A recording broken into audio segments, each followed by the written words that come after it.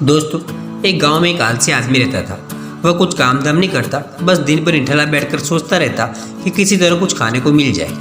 एक दिन वो यूं ही घूमते घूमते आम के एक बाग में पहुंच गया, जहां रसीले आमों से लदे कई पेड़ थे। वह रसीले आम देखकर उसके मुंह में पानी आ गया और आम तोड़ने वो एक पेड़ पर चढ़ गया। लेकिन जैसे ही वो पेड़ पर चढ़ा था कि बाग का मालिक वहां आ पहुंचा। बाग के मालिक को देखकर वह आलसी आदमी डर गया और पेड़ से उतरकर भागने लगा।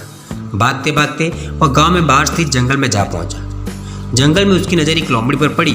उस लोमड़ी की एक टांग टूटी हुई थी और वो लंगड़ा कर चल रही थी। लोमड़ी को देखकर आलसी आदमी सोचने लगा कि ऐसे हालात में भी इस जंगली जानवरों से भरे जंगल में यह लोमड़ी बच कैसे गई, इसका अब तक शिकार कैसे नहीं हुआ।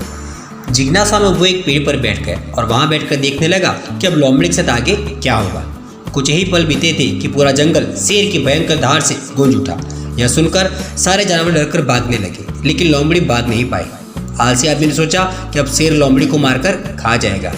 शेर लोमड़ी के पास पहुंचकर खड़ा हो गया। उसके मुंह में मांस का एक टुकड़ा था, जिसे उसने लोमड़ी के सामने गिरा दिया।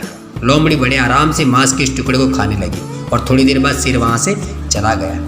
यह घटना देखकर आलसी आदमी सोचने लगा कि भगवान सच में सर्वे सर्वा है। उसने धरती के समस्त प्राणियों के लिए, चाहे वो जानवर हो या इंसान, खाने पीने का प्रबंध कर रखा है। वो अपने घर लौट आया।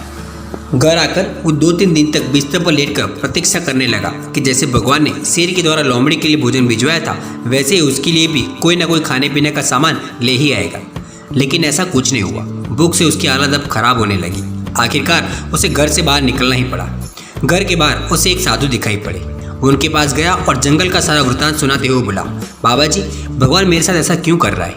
उनके पास जानवरों के लिए भोजन का प्रबंध है, लेकिन इंसानों के लिए नहीं। साधु ने उत्तर दिया, बेटा, ऐसी बात नहीं है। भगवान के पास सारे प्रबंध हैं, दूसरों की तरह तुम्हारे लिए भी। लेकिन बात यह है कि वे तुम्हें लोमड़ी नहीं, शेर बनाना चाहते हैं। दोस्तों, हम सबके भीतर भी क्षमताओं का असीम भंडार है। बस अपने अज्ञानतावश हम उसे पहचान नहीं पाते और स्वयं को कमजोर समझकर दूसरों की सहायता की प्रतीक्षा करते रहते हैं। स्वयं को कमजोर मत समझिए, दूसरों की सहायता की प्रतीक्षा मत कीजिए। आप स्वयं इतना सक्षम बनिए कि आप दूसरों की सहायता कर सकें। विवेकानंद जी भी कहते थे कि all power is with in you, you can do anything and everything. बस अपने आप पर भरोसा कीजिए। आज के इस वीडियो में इतना ही। वीडियो पसंद आए तो एक लाइक जरूर करना।